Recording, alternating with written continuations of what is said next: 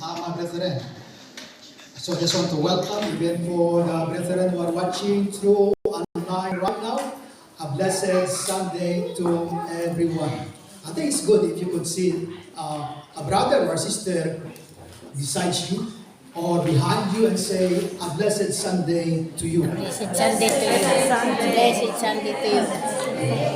Blessed Sunday to you. Because when we are in heaven, there is no more Sunday. We are in heaven. So it will be forever. Amen. Hallelujah. So I just want to welcome everyone in the house of God this afternoon. And what a great privilege to be here and to join the divine worship, divine service, the divine fellowship of the saints as people and a family of God. Okay, so when it comes to our Thanksgiving, harvest Thanksgiving celebration for this coming Sunday, so we are representing our families. Maybe some of our families, they are not here with us, but the thing that we could offer or give unto God as Thanksgiving offering as we come to observe or even to acknowledge the goodness of God, especially what has been written in the Old Testament, in the book of Deuteronomy, and even in the book of Psalm, and many more parts of the Bible. So the Lord is the one who is providing us everything, our health, our strength, protection, favor, guidance, everything, because we are not able to go to work if we are not healthy. Amen. And He's the one who is increasing the salaries, giving the promotions of His people, my brethren. So, the thing that we are going to do, it is not just a ritual, but it is worship, a thanksgiving from the Creator. Amen. So, we're going to give a monetary gifts unto God as our thanksgiving acknowledgement unto the Lord. Amen. Okay, so let's pray before we receive the Word of God, my brethren. We thank you, Heavenly Father, for the opportunity for your people, for us as your children, to hear, to receive your heavenly message. And Father, we pray that may you anoint everyone, that there will be a spiritual focus, concentrations from the minds, from the hearts of your people, so that no one and nothing from your words will be miss out, Lord, from your people in receiving and hearing your words. We pray that may we acknowledge that you are the God, our Heavenly Father, who is talking, giving us the advice, the instructions, the guidance, the encouragement that comes from your holy words, because it guarantees our journey, our earthly journey here on earth. Lord, it will guarantee the victory and your plans to be done and to be fulfilled into our lives as your children. We acknowledge, Lord, the greatness, the power that comes from you and through your words. Because your words still the same. The first time, that time that you have given and released your word is still the same. The power and authority even right now in the name of Jesus. And Father, we pray that may we look unto you. May we understand your great power, great works, even miracles and wonders, Lord, that you are performing and doing, Lord, upon the lives of your people. I pray, Lord, that you will remove every doubt, if there is, from the mind of somebody. We pray that there will be faith that is continue to be increased, continually increased, Lord, upon the minds and the hearts of your people. because you are going to move in a mighty way when you find faith, Lord, from the heart of your people. And we want to please you, Heavenly Father, by having that faith that moves mountain, in the name of Jesus. Lord, we thank you, Holy Spirit, for your anointing, for your guidance as we come to receive the precious and a powerful word of the living God. In Jesus' mighty name, amen and amen. So let's open our Bibles, my brethren, in the book of Mark, chapter 10, verse 27. Mark 10:27, and this is the word of the Lord. Jesus looked at them and said, "With men this is impossible, but not with God. All things are possible with God." Okay. Jesus looked at them and said, "With men this is impossible, but not with God. All things are possible with God." And this is the title of the message of God for us as His people for today. All things are possible with God. Even the message that we had, or even the lyrics of the song that we had sang before, all things are possible. Amen. So it's reminding us, my brethren, the greatness of God. Amen. All things are possible with God. I don't know what do you feel. I don't know what you are able to see, to expect when we hear, when the Word of God is keep repressing us, and it says all things are possible with God. So I tried to search the meaning of impossible. So I found some. Impossible meaning unqualified, unable, difficult. So these are the three meaning that I found from the word impossible. Unqualified, unable, difficult.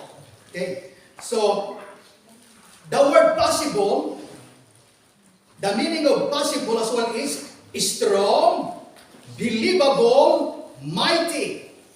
That's what what I found as a meaning of this word possible. Strong, believable, and mighty.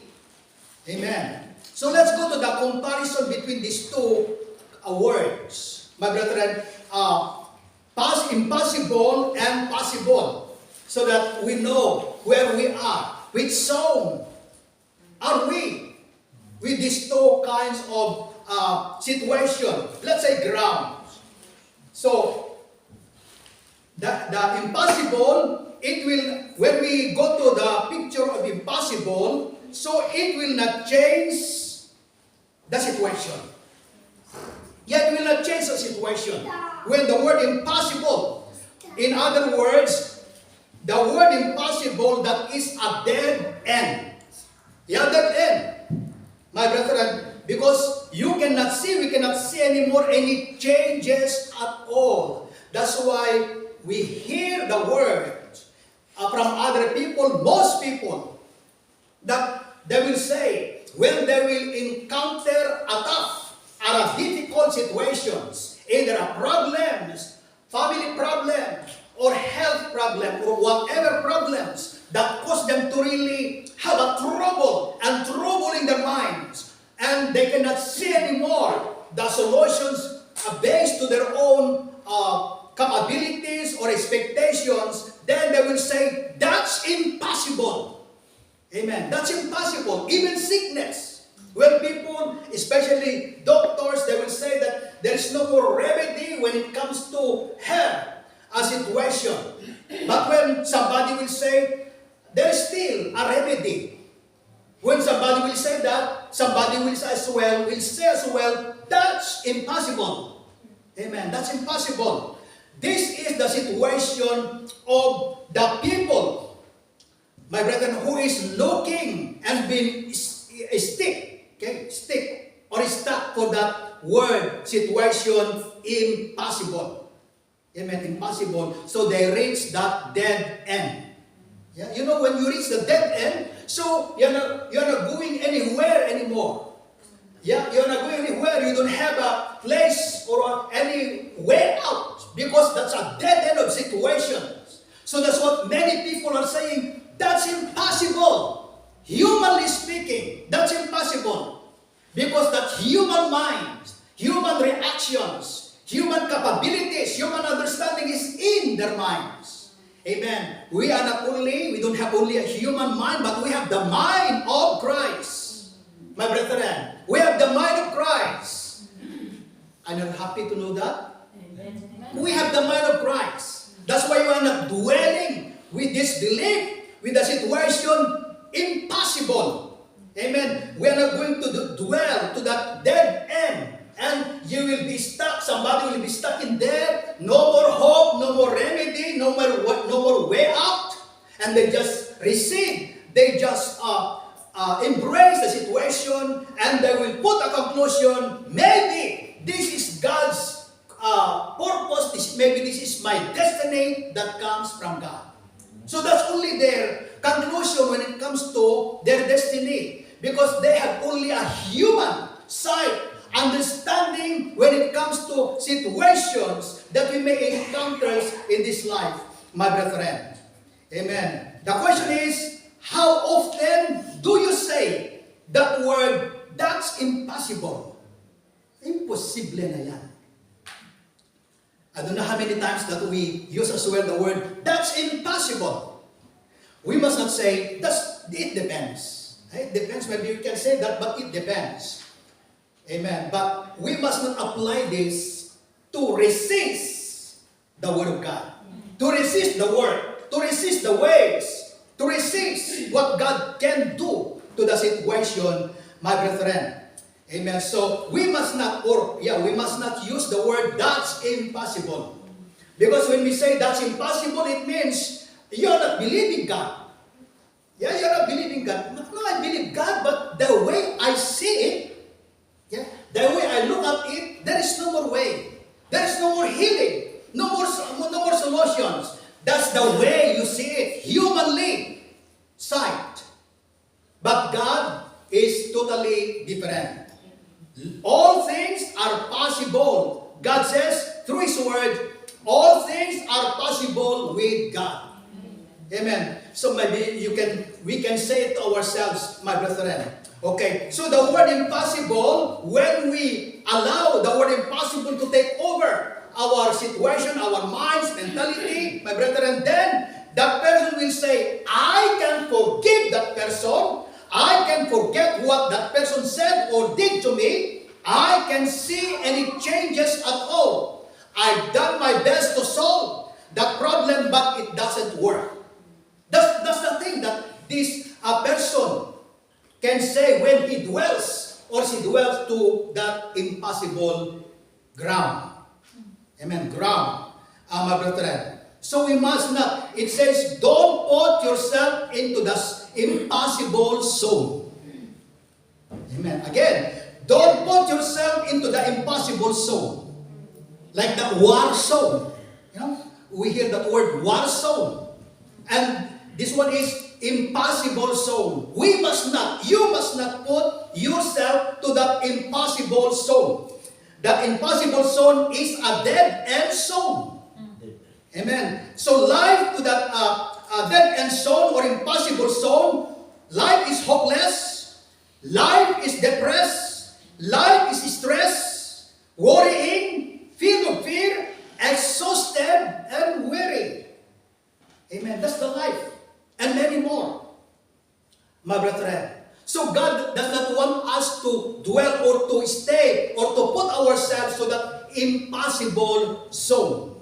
So we have to watch out ourselves. When ourselves personally will resist or put question mark to what the Word of God had already accomplished at the cross of Calvary. Number one is healing, for example. So once that ourselves, our mind says, that's impossible. Maybe it works for others, but it's not to you. So when this kind of thought will come to you, so that is not a thought that comes from God. That is a thought that comes from Satan, my brethren. So we must not allow ourselves, our minds to be used by the enemy. it says here, things that are impossible with men. Let's go to the things that are impossible with men. Health problems. Yeah, health problems. Many people that are aware of and feel scared when they have a health problem. Especially when they've been to check up from their GPs, or they've been to from the hospitals, and they have received a negative results of their checkups. Sometimes that cause somebody to think.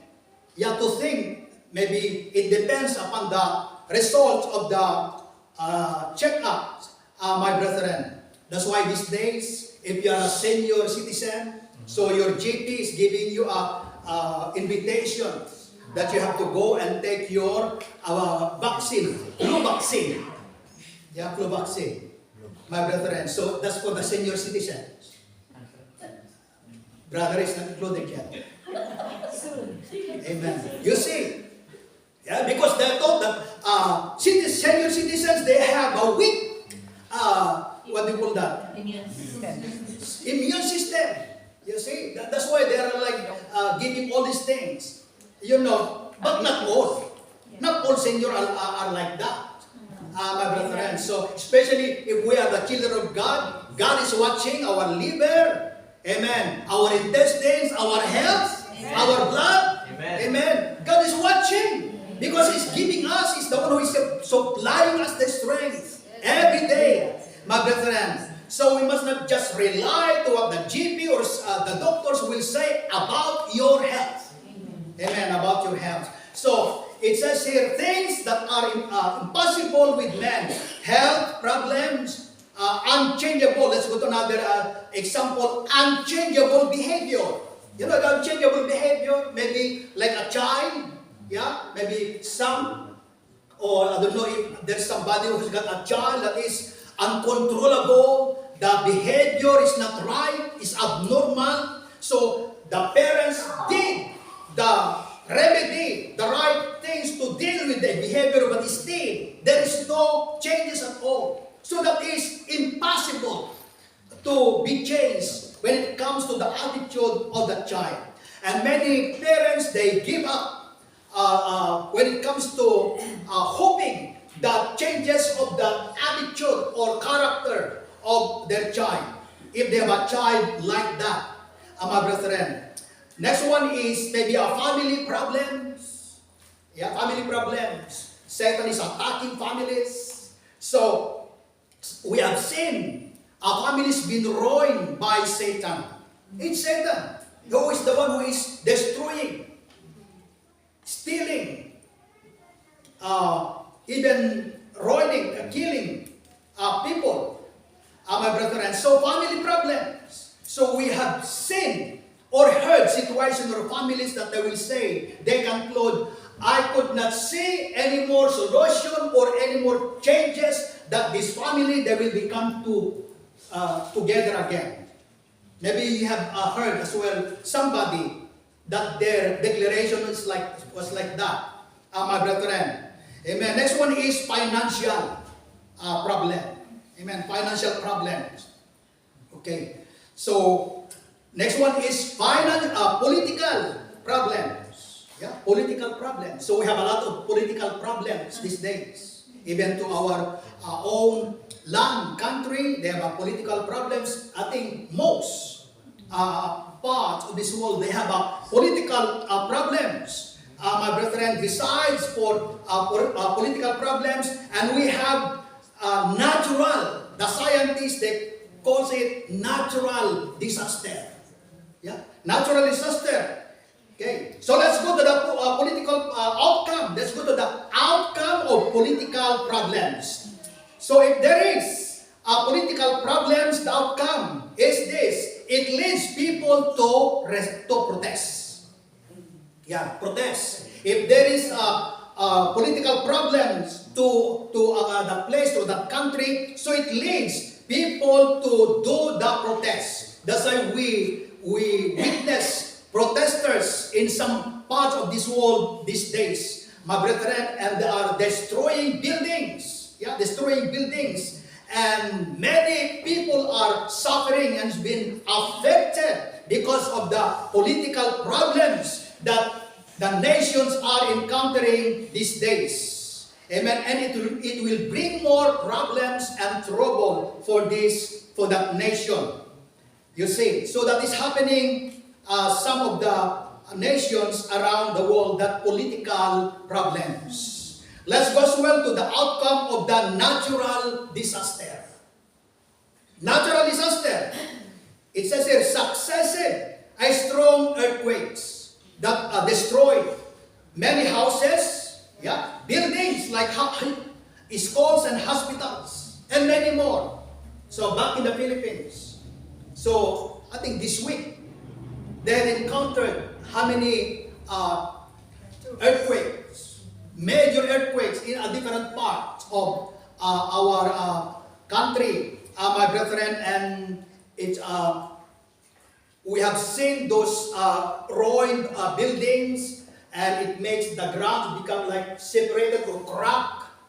You see how strong that earthquakes that hit the land of Philippines, and it makes the people to become like what they call that, like in a camping situation.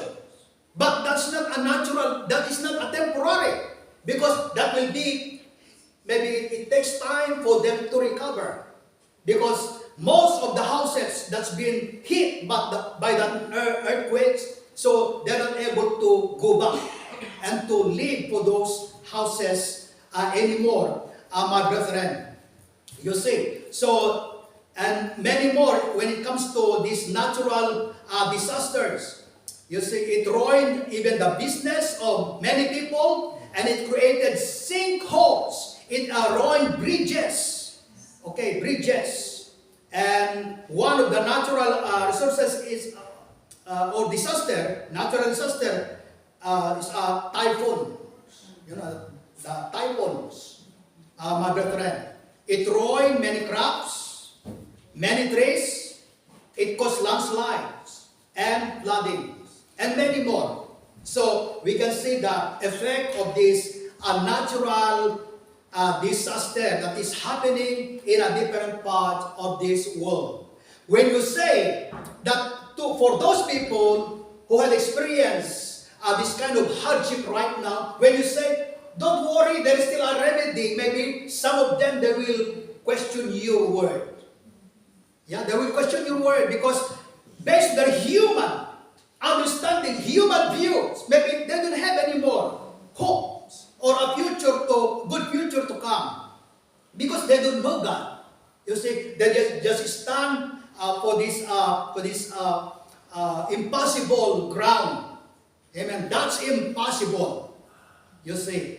So it says here, now no one is exempted when it comes to the impossible, the difficult, the dead end, or the pressure of life's problems. So no one is exempted. Amen. Even us, as people of God, we are encountering these kinds of hardships, difficulties of life, problems of life, health, even families, situations. But the good thing is, we are on the side of the God, amen, who is able to change the impossible to possible. Amen. Amen. That's a great advantage, my brethren.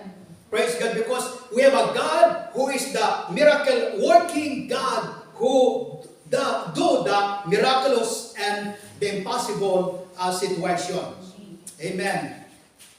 Praise God. So we hear these words from any people that I feel discouraged. Yeah, I feel discouraged. So we hear a lot of a word of people these days. I feel discouraged. So, and even really losing their hopes, my brethren, because of the calamities or difficult situations that they are encountering for the meantime. You see, but the Word of God is a good news. Amen. The Word of God is the good news. Why? Because the Word of God is telling us what is the good news from the Word of God. So the good news is, God is telling us through His Word that with God, all things are possible. Amen. Amen. Possible. So I don't know if you're encountering or facing impossible situation right now. When you see only by your own reactions, by your own remedy, by your own way in thinking, solving, how to solve the situation. So I don't know, but the Lord is reminding us that we have the God of impossible. Amen. With God, all things are possible.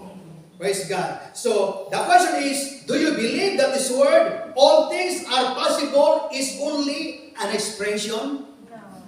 Amen. Some people, they just say it as an expression. With God, all things are possible, but when it comes to the effect, the results of that message, that word in them, so there is no effect. It's only comes from the lips. But when we say, as believers, my brethren, when we say with God all things are possible, it will create a great thing inside of us to think the God whom we are serving, the greatness, the power and authority of God, that He is able to change the situation. Amen. He changed the situation, my brethren. Okay, consider the word. All things are possible with God because God is not a man. God is not a man. Our Lord Jesus Christ is a God of miracle. Amen. Miracle meaning an extraordinary event, a sign of the supernatural power of God. So when we say miracle, so the Lord is the one who is performing a miracle. Miracle healing. Somebody will be healed without any medicine, without any operation. You see, because this is the healing power of God to manifest, to be manifest, to be given to somebody. So miracle meaning an extraordinary event as a sign of the supernatural power of God. It says in Isaiah 55, verse 8 and 9. Isaiah 55, verse 8 and 9, it declared the supernatural power of God here. God says, "For my thoughts are not your thoughts." Amen. So we are not in the same level of the thoughts of God. "Neither are your ways my ways, declares the Lord." Isaiah 55, verse 9, "As the heavens are higher than the earth, so are my ways higher than your ways, and my thoughts than your thoughts." Can we see that? So the difference between our thoughts, the level of our thoughts between the thoughts of God, is like the distance of heaven and earth. You see? So can we see, my brethren? So God knows and God all the power and capabilities, my brethren, to bring solutions, to bring hopes, even to raise up a dead person. Amen. That is the abilities and power of God, where no human will be able to do that. Amen. Okay, so when heaviness, when pressure of life comes in your life, okay, like what I've said before, maybe one of your child is pasaway or stubborn. So you must not give up. Amen. You must not give up. You must not get rid of. Get up. Amen. You must, amen. You must pray. You must trust what God says. Amen. Because what man cannot, God can. Amen. God can. That's why He is the God of impossible. Maybe one of your child, or maybe you're a brother, or a sister, or a father, or a mother, a husband or a wife, a father-in-law, or a mother-in-law. Maybe you have a problem with this, my brethren, and you are not able to see the changes. Amen. When it comes to the attitude of that person, so you must not give up. We must claim, we must look unto Jesus, who is the God of impossible, who is able to change the character, the mindset of that person, The Lord Jesus Christ, who is the God of impossible, of miracle, who is able to provide a way and provide a miracles so that His plans will be fulfilled upon our lives as people of God. Amen. So, if you see things, don't compare.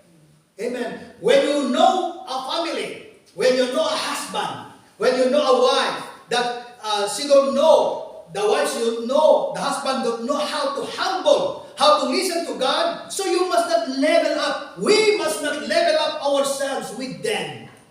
Because we are totally different. We are the children of God. We are listening the words of God.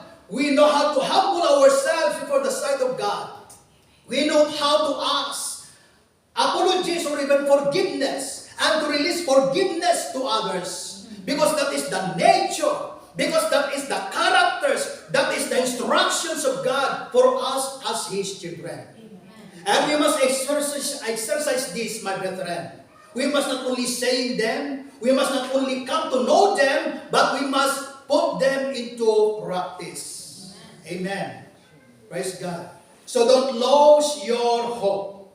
Amen. Anything that you see that there is no changes at all, no solutions at all, with God, all things are possible. Amen. So we have to put our trust in Jesus, who is the God of impossible. When we put our trust in Jesus, then we have to look and expect the supernatural power of God to be manifest upon the situation. Amen. Not listening, not looking, and not basing, leveling up our minds. Amen. And comparing the situation to somebody's child, somebody's husband, somebody's wives, somebody's family. We must look unto God. My brethren, we must put our trust, then we have to expect the supernatural power of God to take over. Amen. I think it's good if you could say to a brother or sister next to you and say this word, all things are possible with God. All things are possible with God. Amen. Amen. Amen. So I don't know if there is somebody, even for those who are watching through online right now, if there is somebody that you are experiencing, encountering right now a shocking, heavy situations that cause somebody to think if there is a solution, no more solutions, if there is more hope or no more hope. I don't know. But God is telling us today, my brethren, He is reminding us, with God, all things are possible. Amen. When we come to think about that, my brethren, it will change the mindset of somebody. You are not going to stick to that dead end. Because God will make a way. If you reach that dead end, there is no more way. When we trust and we put our total trust unto God, He will open the way. He will make a way. This is our God, my brethren. Amen. I think it's good. And it's not only, it's needed that we need to declare to ourselves, amen, to ourselves, every day, that we could say to ourselves, all things are possible with God. So, even when you walk, while you are walking, while you are doing something, I think it's good. Even maybe you cannot say it verbally, but deep within your heart, your mind, you are telling to yourself, all things are possible with God.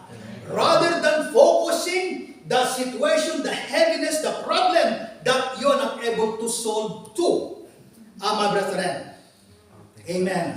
So, I think it's good if you could say to ourselves, I receive a miracle from our Lord Jesus Christ. I receive the plan of God in my family. I stand firm on the promises of God. I choose to declare the powerful Word of God into my family, to my health, and to my future. Amen. So we must choose. It is a matter of choice. But we need to understand. Because we are not able to choose things from God if we don't able to understand the value, the power of the things that God is giving to us, my brethren. Amen. It says in Jeremiah 32:27, the Lord says, I am the Lord of all mankind, or of all peoples. Is anything hard for me? That's a question of God for everyone. I am the Lord of all mankind. So it doesn't matter what kind of people is that. And God is asking us, is anything hard for me? Okay. So if we don't know the Lord in complete ways, my brethren, so maybe we don't say, amen, that the solutions comes from Him. But He's telling us, is anything hard for me?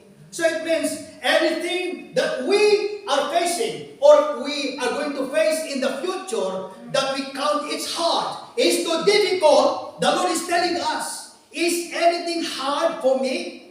So there is nothing that is too hard for the Lord. He can solve the problems.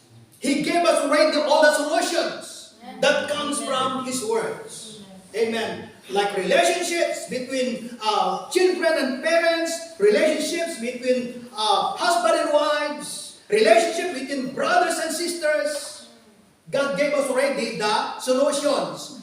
The problem sometimes is we don't want to apply it. Sometimes we want to follow the dictates of the hurting feeling because we thought that that is the medicine, that is the solution, and sometimes we feel win. Yeah, yung nanalo tayo. We won to that argument. You see? So we must not use anything that's not comes from God. It says as well in Genesis 18:24. Genesis 18:24, God is telling us, is anything too hard for the Lord? Amen. Is anything too hard for the Lord?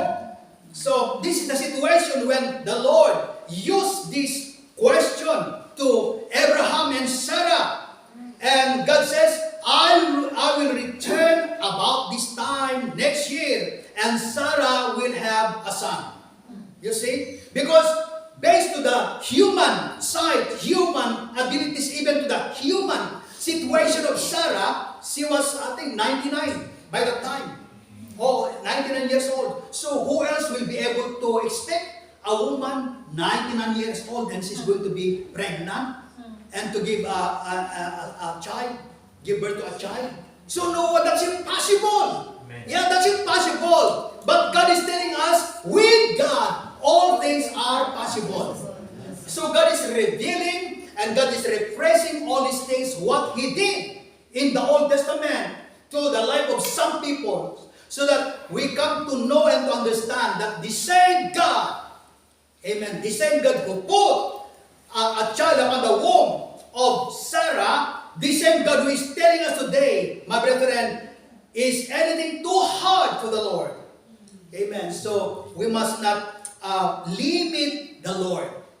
Amen. We must always rely everything unto Him. We must not conclude situations. Many people, because they are standing, following that impossible ground, impossible zone, so they don't have any more expectations that they are going to survive, that they have more good things in the future, because they don't know the God of impossible. But we know it, my brethren. Amen. Do we? Amen. Amen. I will give you an example, one example in the New Testament, and I'm not going to read the whole chapter, but it says in Luke 8:41 till 56. I just want to summarize the true experience of Jairus. You know the story of Jairus? His daughter died. Yeah. The time Jairus, when he came out from his house, his daughter is still alive. So he came out from his house to find where he can find the Lord Jesus Christ, so that Jairus will try to invite the Lord to his house so that the Lord Jesus Christ is going to heal the daughter of Jairus. But when Jairus found the Lord Jesus Christ and his disciples, and they were on their way to the house of Jairus, a messenger came to the home of Jairus and delivered the news. And this messenger said to Jairus, "Your daughter is dead. Yeah, don't bother the master anymore." That's what the messenger said. Okay, so if you try to put your situation to the situation of Jairus, when he heard that word, "Your daughter is dead," I don't know, it's like a shock. It is not. It's really a shocking news. Amen. It's really a shocking news. Even, for example, Jairus, but the Bible is not telling that Jairus got 12 children. So even somebody got 12 children still. Each of them, they're so precious upon the heart of the parent. Okay, so the message that this messenger gave to Jairus, "Your daughter is dead. There is no use troubling the teacher now." The teacher is the Lord Jesus Christ, my brethren. So the situation was too difficult to the mind, to the heart of Jairus. Even sometimes when it comes to us as people of God, back in the Philippines, when you receive a call or a news from your loved ones that they were confined to the hospital because they got this pain or sickness, you feel sad. And sometimes people, they receive a shocking news from their families because of situations. So it is more heavy when it comes to Jairus because the news was, "Your daughter is dead." So the spirit of fear, the spirit of sadness is about to fill the mind of Jairus because of this sad news about his daughter. The good news is the Lord Jesus Christ was with Jairus. And Jairus was with the Lord Jesus Christ. And the Lord Jesus Christ had witnessed and even heard the same word that this messenger mentioned to Jairus. And straight away, the Lord Jesus Christ said this word to Jairus. Amen. "Don't be afraid. Just have faith and she will be healed." Imagine, that God will be possible. Amen. In spite that the news said, the messenger said, "Your daughter is dead." Yeah, daughter is dead. When you cling, when you focus on that humanly, so sadness, heaviness will take over the mind of somebody. But the good thing is, my brethren, Jairus chose to believe what comes from God. Amen. And we must choose as well to believe what comes from God. Even Jairus' daughter was dead, but the Lord Jesus Christ said to Jairus, "Don't be afraid, just have faith and she will be healed." Amen. She did not question the word of the Lord Jesus Christ. "Lord, I have the right to be feel sad." Because no one will be able to deny that situation. My daughter is already dead. So he never argued with the Lord. So we must not argue as well with the Lord. We must not put question mark to what the Word of God says. We must put ourselves believing, claiming, standing firm to what God says, His promises for us as His people, in spite of that situation, my brethren. Amen. So if there is any situations that we may encounter or you are encountering right now, or maybe in the future, look unto the situation of Jairus. He was with the Lord Jesus Christ. And we are walking with the Lord, my brethren. Amen. Because our Lord Jesus Christ knows the burdens of His people. He knows. He sees. Even He felt the sadness, the panicking situation upon the heart, upon the mind of Jairus. That's why He gave that instant encouragement to Jairus. Amen. And He said, "Don't be afraid, because that fear, it will come. Amen. And it will take over. And Satan will say, getting more worse. The situation getting more worse. And it makes that person to become more worried and become more scary, have more fear. But the Lord is giving us the peace. The Lord is delivering His people from any trouble, from any fear, or even worries, my brethren. Amen. So that is a good news. That was a good news what the Lord said to Jairus. Don't be afraid, even to yourself. Anything that you're facing right now, you said to yourself, don't be afraid. Amen. Don't be afraid. Have faith, only believe. Amen. And the situation will be solved. You are telling that to God, the God of impossible. Amen.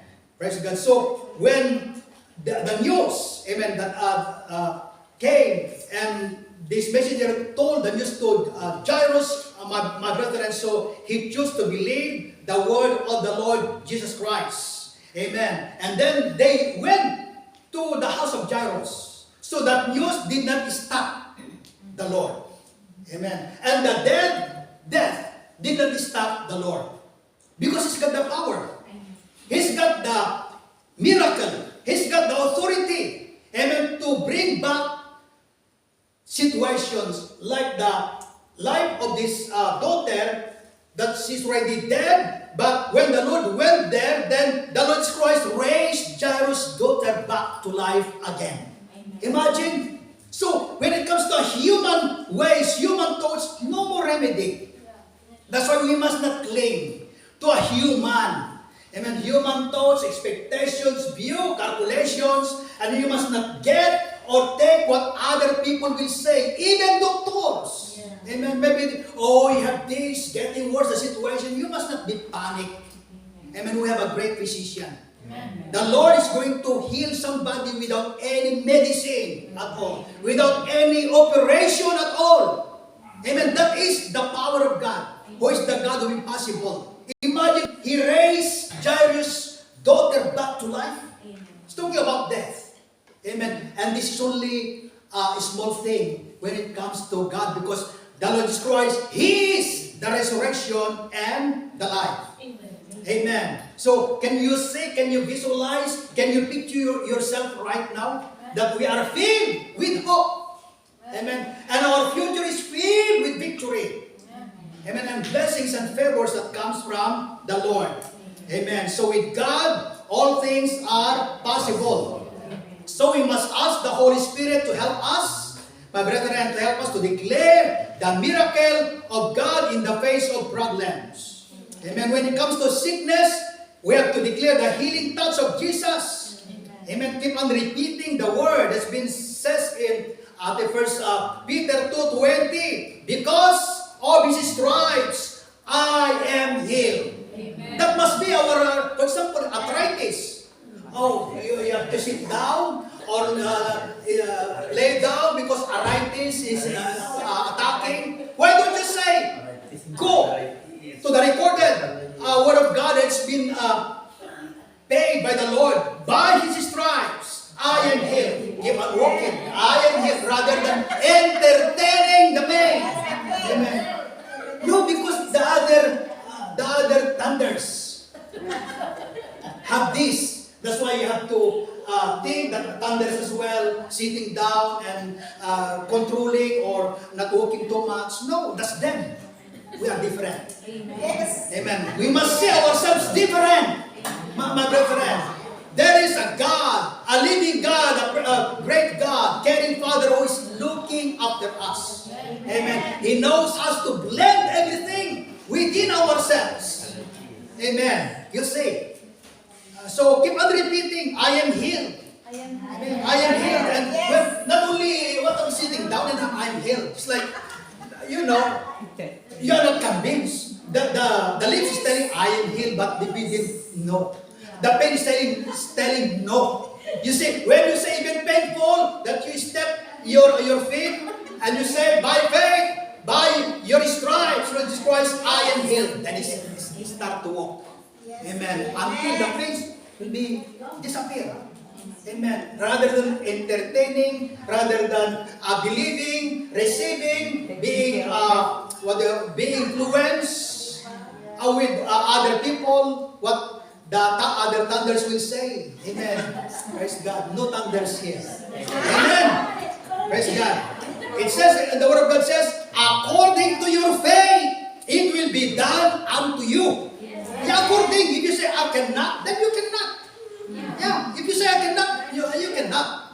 Amen. Even, again, it is impossible, the situation. But when you say, because God says through His Word, Philippians 4:13, I can do all things, not only some, all things through Christ, who gives me the strength.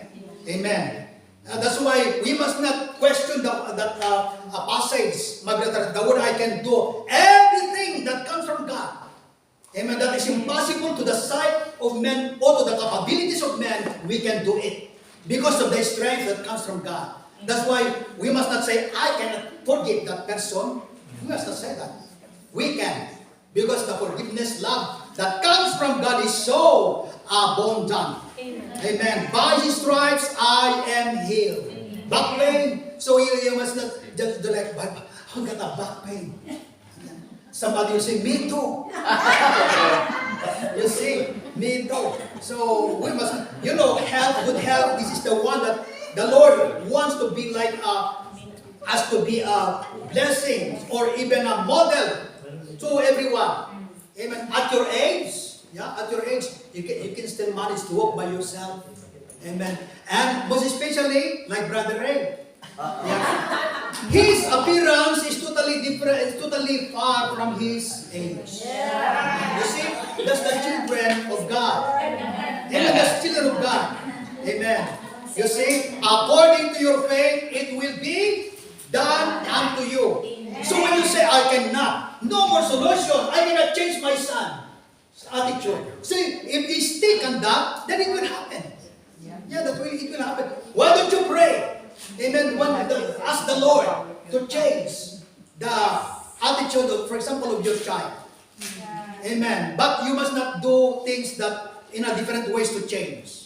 If you're gonna change, my son, change your attitude, I will buy you this, I will buy you that. No! That is not real changes. Amen. That's manipulation. Okay, you see? Amen. True changes comes from the Lord. Amen. Amen. Okay, when we sing the song and we are telling to the Lord, trust and obey. Amen. Can we say? Can we picture ourselves? We are telling not we are telling to one another only, but to God. Lord, I trust you and obey you. The question is that word, trust and obey unto God, is there? Are we willing to do that? And is that exactly what we are doing or what God sees in us? Amen. So that must be a great message for us, my brother. When we say trust and obey, we're telling that to God. And when we sing the song, how great is our God. You see? You know, even the word only, how great is our God. So you are telling to yourself, amen, that our God is a great God. Greater than sickness, than problems, than financial, amen, health problem, any difficulties. My brethren, our God is a great God. Amen. So we must not listen to what other people that's not, for those who are not agreeing and telling what comes from God. Amen. And the song, it says, nothing is too difficult for thee. Lord God. Okay, you know the song? Nothing is too difficult for thee. Yeah, it's nothing, but sometimes it's difficult for us to believe. Amen, to believe and to trust the Lord. Amen. We have that song, Lord, I believe. Lord, I believe. And so part of that song, Lord, I receive. But in the mind is like doubting. So there's the faith. Amen. So we must put ourselves, amen, our faith to totally trust the Lord, not based on what we think or the situations will tell us. Amen. So because faith is not a feeling, my brethren. So when you feel better, when you have sickness, oh, I have a faith, I'm healed. No, even the time that pain is biting you, when you declare, I am healed, that is faith. But in spite of the pain still there, you are declaring, amen, that healing touch of God upon you. That is faith. Because you believe, and the Word of God says, according to your faith, it will be done unto you. Amen. So we have that song as well. You are my creator. Who is our creator? The creator of heaven and earth. He made all things in this world, even us. You see, you are my redeemer. You are Lord. You are my healer. You are my provider. You are my shepherd and my God. Jesus, Lord and King, I worship you. So when we come to realize what we are telling to God, it's more than enough that when He speaks to us, my brethren, that we have a complete, a living hope. Amen. And victory that comes from the Lord. Amen. So don't walk to that impossible zone. Amen. The word impossible. Amen. That dead end where I cannot do that.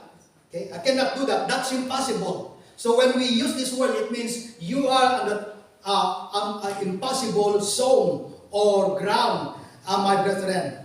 Praise God. Walk with God because the Lord is the God of impossible. When we walk with the Lord, then we will see, then we will receive the miracle that changes, the healing, the strength, the courage, the hope, the victory, the peace, and the blessings that comes from God. Amen. Amen. And people, they will be amazed of you. Amen. At your age, you're still healthy. Amen. There is no hint of worry in you. Amen. And then sometimes they will ask you what kind of cosmetic that you are applying to your forehead or to your cheek, because you are looks young and it's not there's no wrinkles. You see, because that is the peace, the glory of God ministering and dwelling upon us as people of God.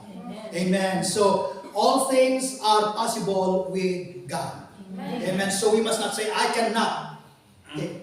So we must not use that word, my brethren. Amen. Praise God. So the time, even the time that we are here in this life, until the day that the Lord will take us home, amen, He will never change us at all.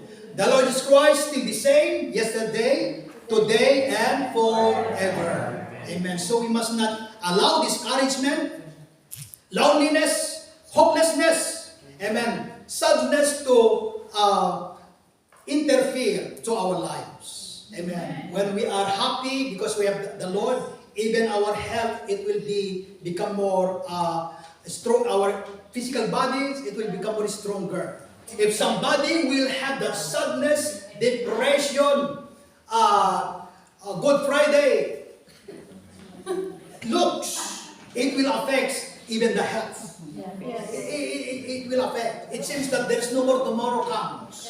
Amen. So the Lord knows how to look after His children. If you read the book of Psalm 91, we can see from there the great commitment, the works that the Lord is going to do upon us as His children. Amen. No wicked, no evil things will come to you and will be able to come near your house or your dwellings. So this is the word of the Lord.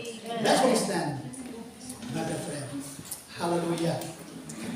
So we have heard the word of the Lord, my brethren. So we must come to realize then. If we have a time, you can go back to the scriptures where we can see, be refreshed with the word of God, where we'll be refreshed with the power, the authority, the mighty works, and authority of God that will work upon us here on earth, during our days here on earth, my brethren. Heavenly Father, we thank you for your greatness and your goodness, your faithfulness, the greatness of your promises, because none from your words, from your promises be neglected when it comes in fulfilling your promises, Lord, for us as your people. Lord, we are the most blessed people on the face of the earth, because we have the company, the presence of our great Creator. And you are accompanying us, Lord, guiding us in our daily walk with you. In every morning, Lord, you are the God who is awakened us and clothed us with a sound mind, good health, great hope, Heavenly Father, so that we are able to enjoy the day, and you are going, Lord, to use our lives as a witness to others in the name of Jesus. And Father, I pray that your people will be filled with hope, with love, with faith, Heavenly Father, because you are giving us your ultimate promises, commitment, and faithfulness, Lord, to us as your children. In the name of Jesus. Right now, Lord, I pray that you will set your people free from any doubts, Heavenly Father, because doubt is not a part of our lives. Because we don't base our faith to what we feel, to what we see, to what the situations will tell us. But we base our faith, our trust in God, to what the Word of God says alone, in the name of Jesus. And Father, we pray that may we continually walk, Lord, according to what your Word says, that it doesn't matter what is going to happen and what is happening around the world. We have a great God who is in a total control of everything. Because, Lord Jesus Christ, you became our shepherd who is looking after us day by day. I pray, Lord, for spiritual awareness to be upon each of us, that anytime from now on, Lord Jesus Christ, you can take our lives. We pray, Lord, that may we have that spiritual awareness of Father when it comes to preparing ourselves or being prepared about your unknown return, Lord Jesus Christ. We must not only think that we still have a lot of years, Father, to live on, but we pray that even right now, Lord, we pray that we are so prepared or so aware of that you are coming in an unknown hour in the name of Jesus. And Father, we pray that may our hearts and our minds be settled on the things above, not on the things here on earth. And I pray, Lord, that may we continually do our part as a family of God to strengthen one another, pray for one another, Lord, and to be united with one another, Lord Jesus Christ, so that we will be all prepared spiritually when you comes. Because that is our duty and responsibilities as brothers and sisters in the family of God.